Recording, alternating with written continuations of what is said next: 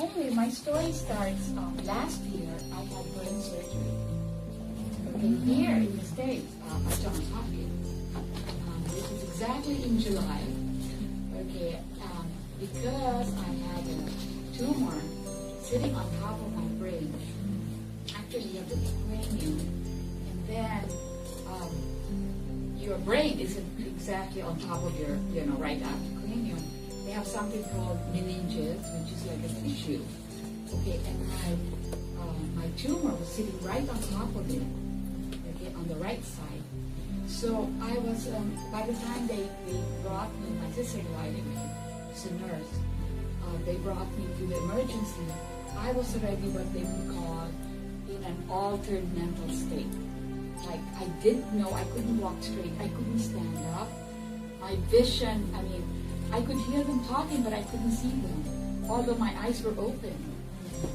Anyway, make a long story short, they brought me to Johns Hopkins. I had an 8-hour surgery, and when I woke up, my whole left side was paralyzed, and I couldn't remember a lot of things. I had amnesia.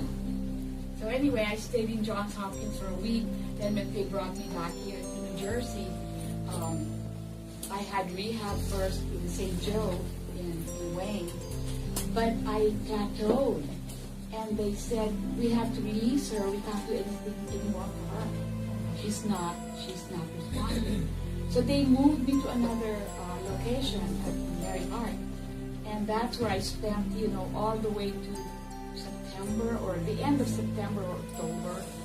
And, I did learn, from not being able to move.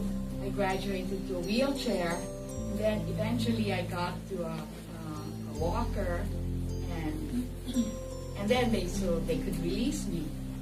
But I still had,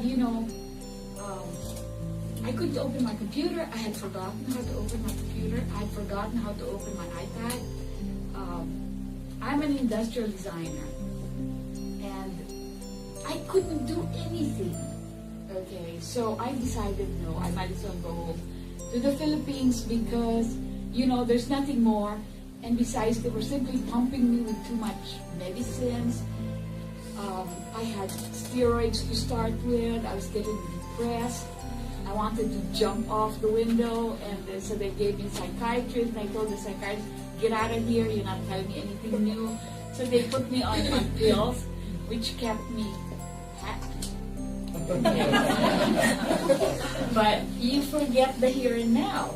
When you're taking a happy pill, you suddenly stop your eating. You forget you're eating. You forget the here and now. I think that's basically what drug addicts go through. They forget the here and now, but they're happy.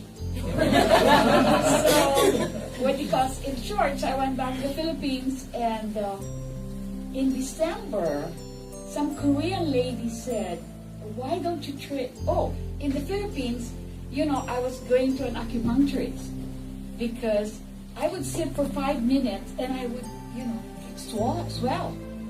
From the waist down. I was so big. I looked like I was 5 months pregnant, because of the drugs that they had me on. My blood pressure, I was taking 2 blood pressure medication, one a diuretic and another one to normalize my blood pressure. I was a mess. Okay. So anyway, this acupuncturist said, there was a lady said that gave me these samples. Why did you try it? So I did. December, January, February, by the beginning of March, it was like a whole curtain was lifted off my brain. My brain didn't feel like it was empty anymore. I could remember things. I brought back my welcome cards. Get well cards. None of the signatures I knew. I didn't know anybody who, sent those cards. So really, lucky for me, I knew my direct family members. But that's about it. I didn't know my friends. So, it was like that. And then I just kept on getting better and better on HemoHim. And then, so in March, April, I said, okay, I want to be a member. And they said, I'm sorry, you know, they tried to put me into Korea, the Philippines isn't open yet. They're not going to open until next year. Okay, so there was nothing that they could do. So finally, I found a loophole. I could register in the States. Okay, so I got on the website and I registered. And I said, I told them, look, I'm already a member. You know, I'm going to the States in July. And I said for my checkup. And I said, you know, I might as well go and, you know, see a center. I've never seen a center, you know, meet some active members and all that. So I did. In the meantime, they said they didn't have any material in English in the Philippines. So I pieced together, you know, what little they could, and then I helped them put together material in English that we could distribute to people. Plus, they brought me around the provinces in the Philippines. So now I do when they do presentations to the provinces, I'm the one that presents HemoHim. Okay. That's why we knew if you have depression or bipolar, that's why I told her, take it. Because our lady in Ipoh, she already went into like not remembering the children and all this, not remembering what she had, and she with heavy dosage medication for depression. But when she started taking this hemohim, the change in her come out. Now the son asked, do you know who I am? I know you are my son. Yeah. How many she took But per day? she takes only one packet a day.